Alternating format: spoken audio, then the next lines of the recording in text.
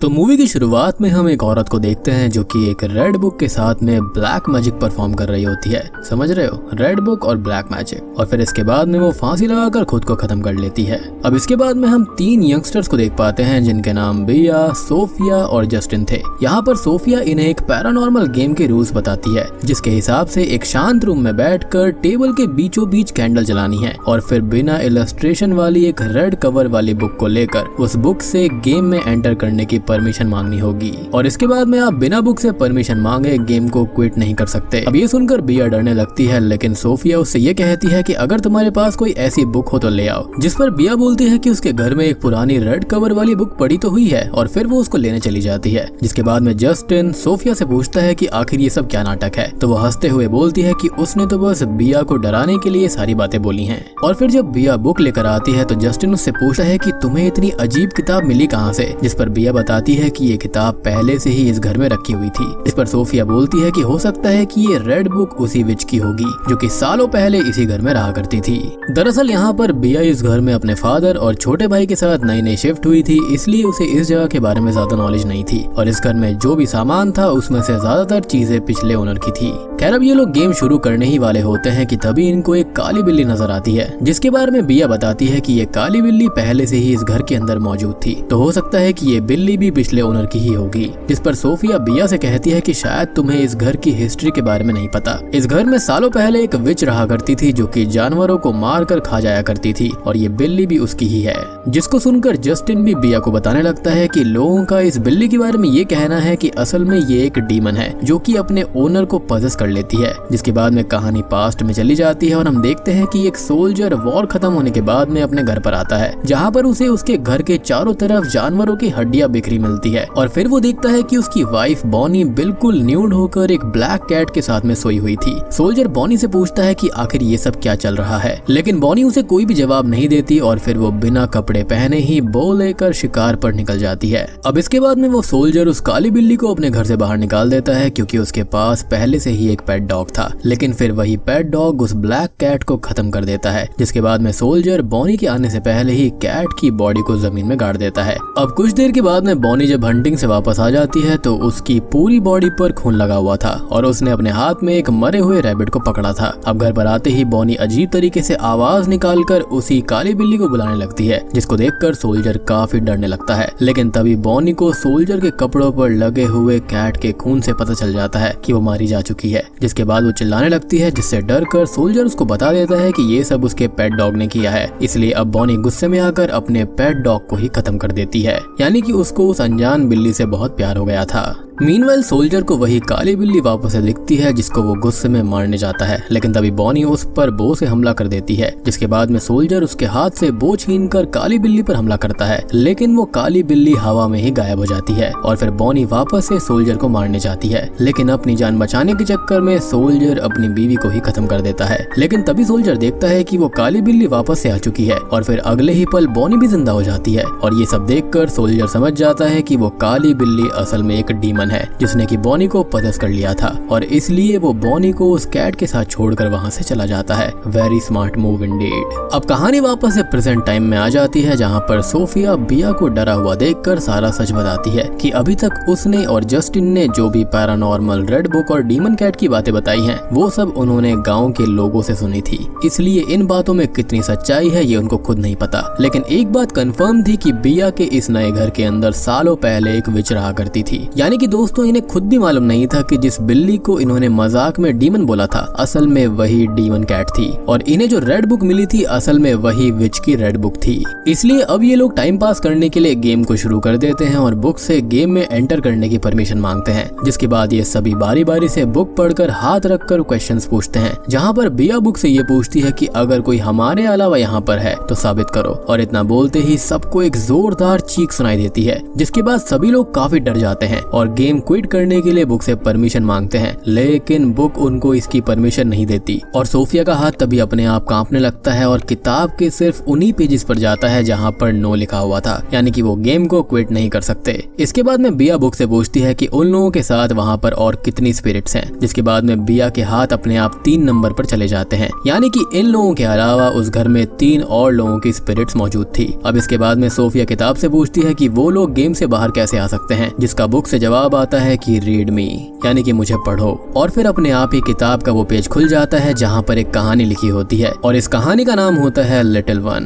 कहानी की शुरुआत में हम क्लोई नाम की एक औरत को काफी दुखी हालत में कार में बैठा हुआ देख पाते हैं। क्लोई अपने हस्बैंड निक से बोलती है कि वो उसे घर ले चले और रास्ते में जाते वक्त इनकी बातों से ये लगता है कि जो कपल है वो बच्चा ना होने की प्रॉब्लम से परेशान था, लेकिन तभी इन्हें रोड के बीचों बीच एक बच्चा खड़ा हुआ नजर आता है, जिसे देखकर ये कार रोक देते हैं और बाहर निकलते हैं। क्लोई अब उस बच्चे की तरफ बढ़ने लगती है, लेकिन तभी वहाँ पर उस बच्चे के पिता आ जाते हैं जिनके हाथ में एक राइफल थी। वो क्लोई से कहते हैं कि ये बच्चा असल में एक डीमन है और इसलिए वो उसकी तरफ ना जाए, लेकिन क्लोई उनकी बात नहीं मानती और बच्चे की तरफ भागने लगती है, जिसके बाद में उस बच्चे के फादर क्लोई के पैर में ही गोली मार देते हैं। लेकिन अब ये देखकर निक को गुस्सा आ जाता है और वो उस बच्चे के फादर को एक मुक्का मारने के बाद में क्लोई को कार में लाकर बैठाता है और फिर उस बच्चे को भी क्लोई के पास में ले आता है। लेकिन तभी उसकी नजर उस बच्चे के फादर पर पड़ती है जिनकी आंखें काली पड़ गई थी और उनको देखते ही निक की भी आंखें काली पड़ जाती हैं। मीनवाइल जब क्लोई उस बच्चे का चेहरा देखती है तो वो बिल्कुल शॉक्ड हो जाती है और इसी के साथ में ये कहानी खत्म हो जाती है, यानी कि वो बच्चा वाकई में डीमन जरूर था। अब कहानी प्रेजेंट टाइम में आती है और कहानी के पूरा होते ही जस्टिन की उंगली में बुक कवर से चोट लग जाती है और एक बूंद खून बुक के ऊपर गिर जाती है, जिसके तुरंत बाद ही उसे बिया के पीछे एक स्पिरिट नजर आती है, लेकिन वो इस बारे में किसी को भी नहीं बताता। और फिर सोफिया अगली कहानी पढ़ती है जिसका नाम होता है nose nose nose eyes. Story की शुरुआत में हम जीहो नाम की एक बच्ची को देखते हैं जो कि अपने बेड पर लेटी होती है और उसे सामने अपने फादर दिखाई देते हैं जिन्होंने अपने हाथ से अपने फेस को छुपाया हुआ था। और फिर वो जैसे ही अपने हाथ को हटाते हैं जीहो डर जाती है क्योंकि उसके पिता की आंखें बिल्कुल ग्रे हो गई थी, जिसके बाद में जीहो का ड्रीम टूट जाता है और वो भागकर अपने मॉम के पास में आती है, जहाँ पर वो अपनी माँ से बोलती है कि वो अपने डैड से मिलना चाहती है। लेकिन उसकी माँ बोलती है कि तुम्हारे डैड काफी ज्यादा बीमार हैं और इसलिए तुम उनके कमरे में नहीं जा सकती हो। अब इसके बाद में जीहो के अंकल यानी कि उसके फादर के भाई उसके घर के बाहर आ जाते हैं, लेकिन जीहो की माँ दरवाजा नहीं खोलती और उससे कहती है कि तुम्हारे डैड की वजह से हमको जो इंश्योरेंस का पैसा मिलने वाला था वो तुम्हारे अंकल हड़पना चाहते हैं, इसलिए हमें उनसे कोई भी रिश्ता नहीं रखना चाहिए। जिसके बाद में वो जीहो को अपने रूम में जाने का बोलकर खुद दूसरे रूम में चली जाती है, लेकिन तभी जीहो मौका पाकर अपने डैड के रूम में चली जाती है जहाँ पर उसे अपने डैड बंधे हुए नजर आते हैं, यानी कि उसके डैड बीमार नहीं थे और उसकी मॉम ने ही उनको बांध कर रखा हुआ था। लेकिन तभी उसको अपनी माँ के आने की आहट हो जाती है, इसलिए वो बेड के नीचे जाकर छुप जाती है। जिसके बाद में जीहो की मॉम वहाँ पर आकर अपने हस्बैंड को टॉर्चर करने लगती है और फिर वो जैसे ही नीडल से अपने हस्बैंड को अंधा करने वाली थी तभी जीहो बेड के नीचे से बाहर आ जाती है और अपनी माँ से बोलती है कि वो उसके फादर के साथ ऐसा ना करे, लेकिन उसकी माँ उसे डरा धमका कर रूम से बाहर भेज देती है। और फिर हम देखते हैं कि कुछ ही देर के बाद में जीहो अपने फादर के रूम में आ जाती है जहाँ पर उसके डैड बिल्कुल शांत पड़े हुए थे और उसकी मॉम अजीब तरह से डांस कर रही होती है और इसी के साथ में ये वाली कहानी भी खत्म हो जाती है। अब इस कहानी के खत्म होते ही सोफिया के नाक से खून निकलकर रेड बुक पे गिर जाता है, जिसके तुरंत बाद ही उसको स्टोरी वाले जीहो के फादर की स्पिरिट नजर आती है। जस्टिन उसको समझता है कि ये रियल नहीं है, लेकिन सोफिया डर कर खड़ी हो जाती है और फिर तभी उसको कोई स्पिरिट पीछे के रूम में खींच लेती है, जिसका डोर अपने आप ही लॉक्ड हो जाता है। जिसके बाद में बिया सोफिया को बचाने के लिए अगली स्टोरी को रीड करती है जिसका नाम होता है रिलीज। कहानी की शुरुआत में हम कार्ला नाम की एक डॉक्टर को देखते हैं जो कि अपने बीमार भाई ब्लेक को बचाने की कोशिश में उसको सालों से मेडिकेशंस के ऊपर जिंदा रख रही थी। यहाँ पर कार्ला के भाई की वाइफ कार्ला से बोलती है कि आखिर कब तक हम ब्लेक को ऐसे ही मेडिकेशंस पर जिंदा रखेंगे, हमें उसे जाने देना चाहिए क्योंकि इससे उसको काफी तकलीफ हो रही है। लेकिन कार्ला अपने भाई से इतना ज्यादा प्यार करती थी कि वो अपने भाई को ऐसे ही सालों से मेडिकेशंस के ऊपर जिंदा रख रही थी और खुश भी थी। खैर इसके बाद में कार्ला ब्लेक की मेडिसिन लेने के लिए हॉस्पिटल के एक दूसरे सेक्शन में जाती है, लेकिन वहाँ पर वो काफी शॉक्ड हो जाती है क्योंकि वहाँ पर कोई भी नहीं था। लेकिन इसके बाद भी वो मेडिसिन वाले रूम में जाकर अपने भाई के लिए मेडिसिन ले लेती है, पर यहाँ पर उसे एक स्पिरिट बुरी तरह से हॉन्ट करने लगती है। जिसके बाद कार्ला मेडिसिन लेकर वहाँ से भागने की कोशिश में लग जाती है, लेकिन तभी यहाँ पर हॉन्ट करने वाली स्पिरिट किसी और की नहीं बल्कि ब्लेक की ही थी, जो कि उसका मेडिसिन वाला हाथ पकड़ लेती है। जिससे कार्ला समझ जाती है कि उसके भाई की स्पिरिट ये नहीं चाहती कि अब उसे मेडिसिन पर और जिंदा रखा जाए और वो चाहता है कि कार्ला उसको आजाद कर दे। जिसके बाद में कार्ला ब्लेक के पास जाकर उसके लाइफ सपोर्ट सिस्टम को ऑफ कर देती है, जिससे कि ब्लेक वहीं पर दम तोड़ देता है। यानी कि कभी कभार हमें अपनों को जाने देना पड़ता है उनके बेटर बीइंग के लिए। और इसी के साथ में ये वाली कहानी भी खत्म हो जाती है। अब इसके बाद में बिया जस्टिन को ये बताती है कि ये कहानी उसकी माँ की असली स्टोरी थी और फिर उसकी उंगली से भी एक बूंद खून किताब के ऊपर गिर जाता है, जिसके बाद में किताब के पेजेस अपने आप चेंज होते हैं और एक नई स्टोरी खुलती है। लेकिन तभी बिया को सामने के कॉरिडोर में अपनी मॉम की स्पिरिट नजर आती है और वो उनकी तरफ चलने लगती है। जिसके बाद जस्टिन देखता है कि सोफिया के रूम का दरवाजा खुल चुका है, इसलिए वो उसके अंदर जाता है, जहाँ पर उसको एक स्पिरिट खत्म कर देती है। मीनवाइल बिया अपनी मॉम की स्पिरिट का पीछा करते करते एक रूम के अंदर पहुंचती है, जहाँ पर उसे दीवार पर काले जादू के साइंस देखने को मिलते हैं, जिनसे कि बिया ये पूछती है कि तुम हो कौन। और यहाँ पर हमको एक नई स्टोरी दिखाई जाती है, जहाँ पर मैगपाई नाम की एक लड़की होली ड्रिंक तैयार कर रही होती है। ये ड्रिंक उसके फादर और उनको फॉलो करने वाले लोगों के लिए थी, क्योंकि उन सभी ने एक सिन किया था।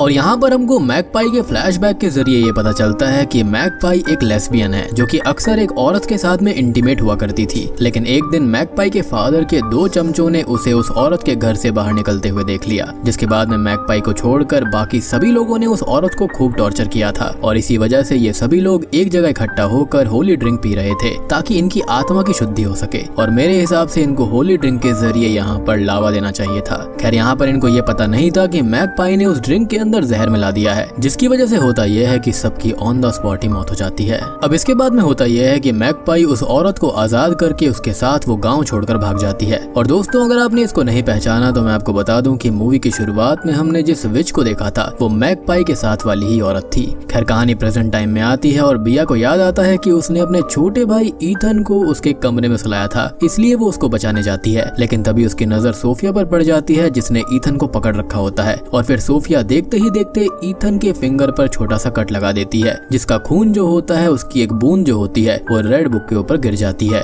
और इसके बाद में सोफिया अपना गला काट कर खुद को खत्म कर देती है। जिसके बाद में बिया को अपने भाई को रूम में छिपने का बोलकर खुद रेड बुक के पास वो जाती है। और यहाँ पर हम देखते हैं कि रेड बुक के अंदर से विच की स्पिरिट बाहर निकल रही थी और वो बिया के अंदर एंटर कर जाती है। जिसके बाद में बिया पजेस होकर अपने भाई ईथन के कमरे के पास जाती है और उससे बोलती है कि अब कोई खतरा नहीं है, इसलिए वो आ जाए। और यहाँ पर हम बिया के पीछे उसी विच की स्पिरिट को देख पाते हैं। इसी के साथ में ये मूवी यहीं पर खत्म हो जाती है। तो दोस्तों, ये थी रेड बुक रिचुअल मूवी की कहानी। अब यहाँ पर मेरे पास कुछ थ्योरीज वगैरह हैं। तो मेरे हिसाब से मूवी के अंदर जिस ब्लैक कैट का जिक्र किया गया है वो सच के अंदर ही एक डीमन थी, जो कि विच का साथ देती है, जिसने कि आगे चलकर गांव से भागी हुई मैगपाई की गर्लफ्रेंड को पजेस कर लिया था।